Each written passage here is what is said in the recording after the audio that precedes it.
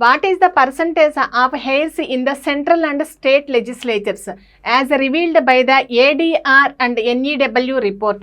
కేంద్ర రాష్ట్ర చట్టసభల్లో వారసుల శాతం ఎంత ఉందని ఏడీఆర్ మరియు ఎన్ఈడబ్ల్యూ నివేదిక వెల్లడించింది.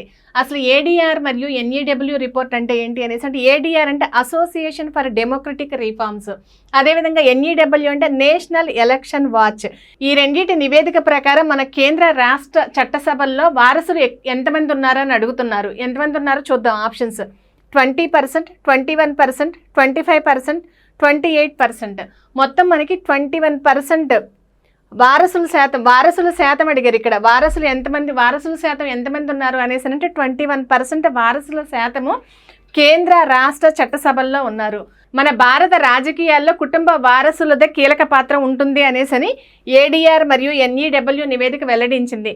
మనకి కేంద్ర రాష్ట్రాల్లోని మొత్తం చట్టసభ సభ్యులు ఎంతమంది ఉన్నారు అనేసి అంటే 5204 మంది ఉన్నారు. 5204 మందిలో మొత్తము అంటే దాదాపు 5వ వంతు మంది అంటే ఎంతమంది వస్తారంటే 1107 మంది ఈ రాజకీయ వారసులే ఉండటం గమనార్హం.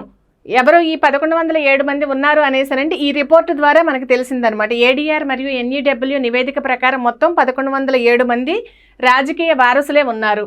ఇకపోతే లోక్సభ రాజ్యసభల్లో కంపేర్ చేసుకుంటే మనకి లోక్సభలో అత్యధిక శాతం 31% మంది ఉన్నారు. అదేవిధంగా రాజ్యసభలో 21% మంది ఉన్నారు. ఇకపోతే పార్టీల పరంగా చూసుకుంటే మనకి కాంగ్రెస్లో అత్యధిక శాతం అంటే కాంగ్రెస్లో మనకి 32% మంది రాజకీయ వారసులే ఉన్నారు. అదేవిధంగా బీజేపీలో 18% మంది ఉన్నారు. ఇకపోతే అత్యల్పంగా సిపిఎంలో 8% మంది ఉన్నారు. ఇక్కడ చూడండి, అత్యధికంగా కాంగ్రెస్లో 32% మంది ఉంటే బీజేపీలో 18% మంది ఉన్నారు. అత్యల్పంగా సిపిఎంలో 8% మంది ఉన్నారు. ఇప్పుడు మనం పార్టీల పరంగా చూసుకున్నాము. ఇక్కడ మనకి లోక్సభ రాజ్యసభ చూసుకున్నాము. ఇంకపోతే మనకి దేశంలోని రాష్ట్రాల్లో మొదటి 5 రాష్ట్రాలు ఏ రాష్ట్రాలు ఉన్నాయి అనేసి అంటే ఉత్తరప్రదేశ్, మహారాష్ట్ర, కర్ణాటక, అదేవిధంగా ఏపీ మరియు తెలంగాణ రాష్ట్రాలు మొదటి 5 స్థానాల్లో ఉన్నాయి.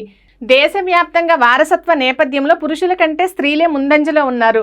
పురుషులు 18% ఉండగా స్త్రీలు 47% ఉన్నారు. అంటే దేశవ్యాప్తంగా పురుషుల కంటే స్త్రీలకే వారసత్వంలో ఎక్కువగా ఉన్నారనమాట, ముందంజలో ఉన్నారు.